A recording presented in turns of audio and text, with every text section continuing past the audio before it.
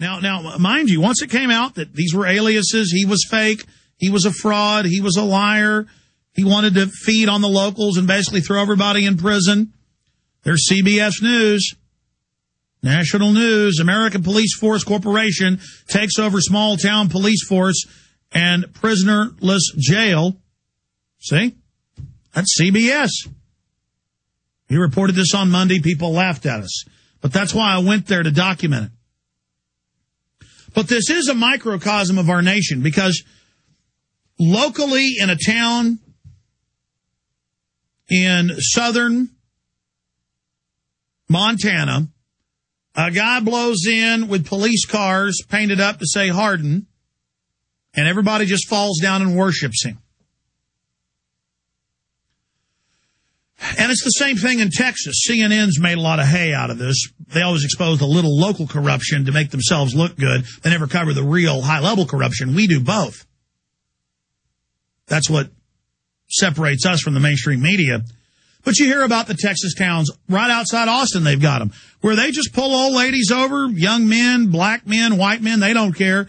And they say, I'm going to take the $500 out of your wallet, and I'm going to take your watch, and if you don't like it, I'm going to charge you with narcotics trafficking. Now, sign this piece of paper saying you agree to me to take this. Now, of course, it's fraud. You can't, under duress, make somebody sign something, but these crooks don't care.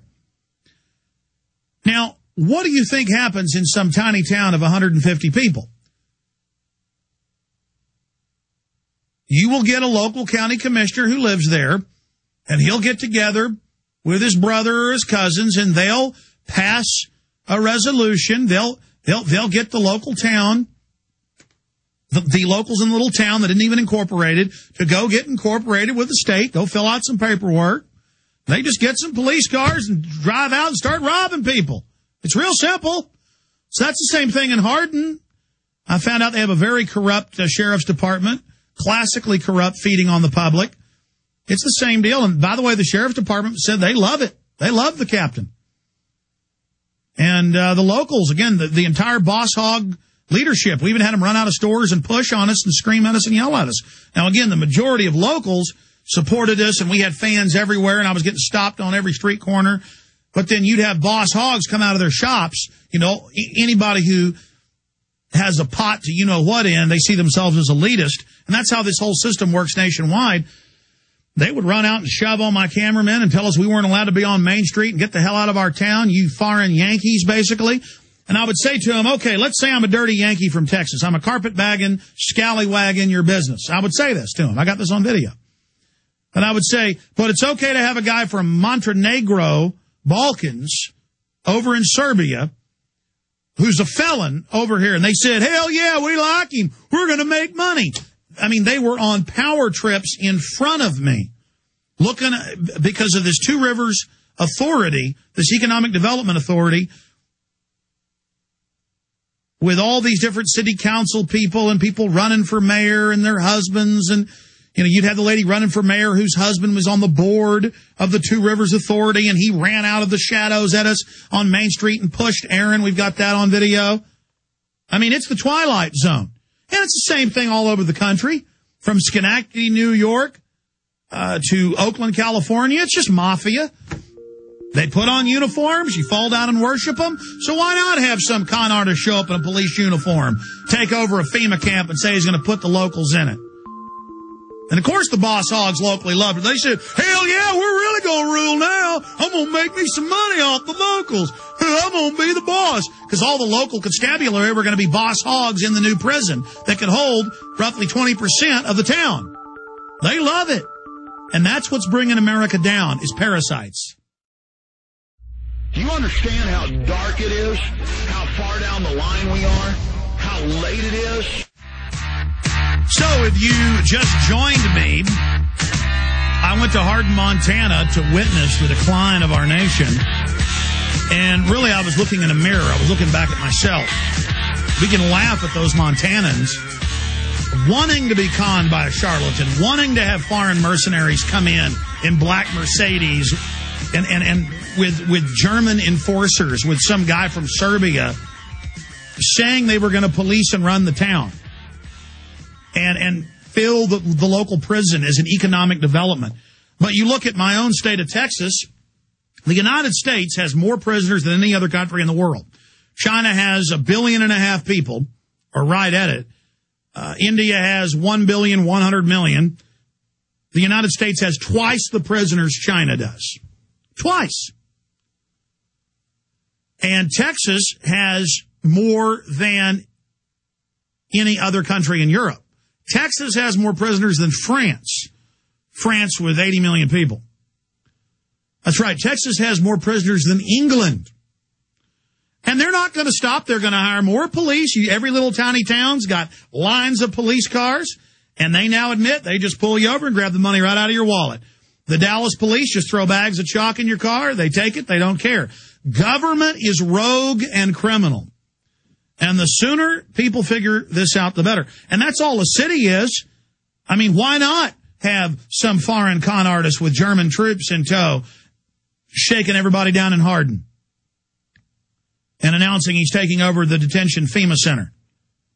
Why not? I mean, it's the same thing to have locals doing it.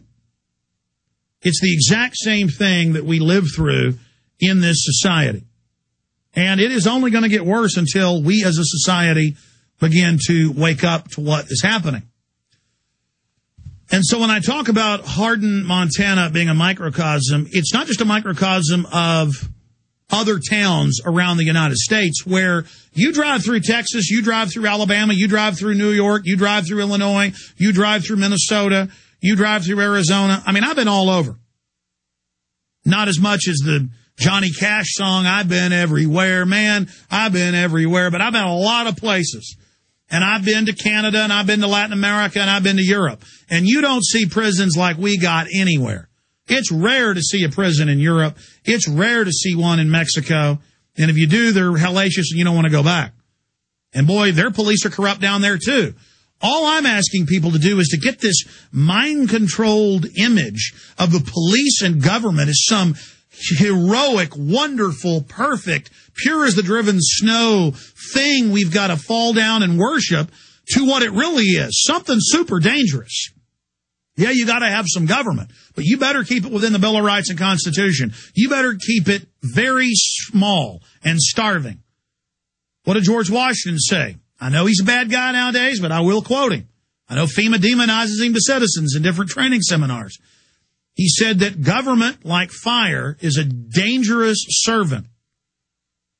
Just like if you're using fire for fire breaks, or using fire to cook food, or you're using fire to, in a blacksmith forge, fire is a dangerous servant. Don't play with matches. But to finish his quote, fire is a dangerous servant and a fearful. Fearful means, whoo, man, we're talking, you can get the hackles up, get scared. Fire is a dangerous servant and a fearful master. Hitler was government. Pol Pot was government.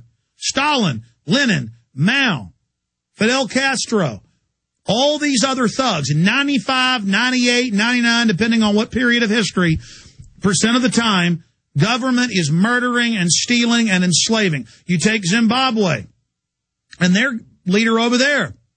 They killed almost every white person in the country, stole their property, ran them out. But he'd already set up that system of government. Kind of the liberals the last 20 years in the U.S. and England said, go ahead and kill whites. They're evil. They own farms. They deserved it. The whole society collapsed. And now the murder rate's even higher as blacks kill blacks. They kill anybody that's got anything. And so nobody can feed themselves. There's no jobs. Starvation's been rampant for 5-6 years. Hundreds of thousands have died. That's called government corruption. There was a rationale. They're white, let's go ahead and kill them. And it's like, yeah, kill Whitey. Same thing in South Africa to a lesser extent. And it's now falling apart. Record crime rate in the world after Zimbabwe. Same thing in North Korea. Look at government there.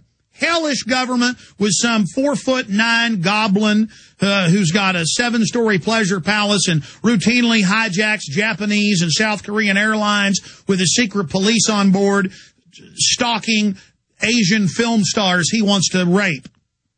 I mean, we got a guy hijacking planes with women he wants. I mean, this is government. A guy in a uniform, 4'9", hijacking jets for women he wants to rape. Now, am I supposed to just, oh, he's such a hero, he's wearing a uniform, I love Kim Jong-il? I mean, am I supposed to bow down to Saddam Hussein because he's in a uniform? People are like monkeys in this country. And they're like this worldwide. They see a uniform and a fancy hat. Where do you think crowns came from? That was a headdress. People make fun of ignorant savages around the world that are wearing headdresses and stuff. Well, what do you think they do in England? You get some old murderous woman with her murderous family committing all these crimes worldwide. Everybody worships her. She's got a big glistening headdress with diamonds on it. And our presidents get down and kiss her on the hand and kiss her butt. This is a woman who has a groom of the stool. She doesn't even wipe her own hind end. You don't believe me? Google that term. That's right. She has a white-gloved butler that does it. And when Obama sees a Saudi royal, or he sees a British royal, or Bush does, they bow down to him.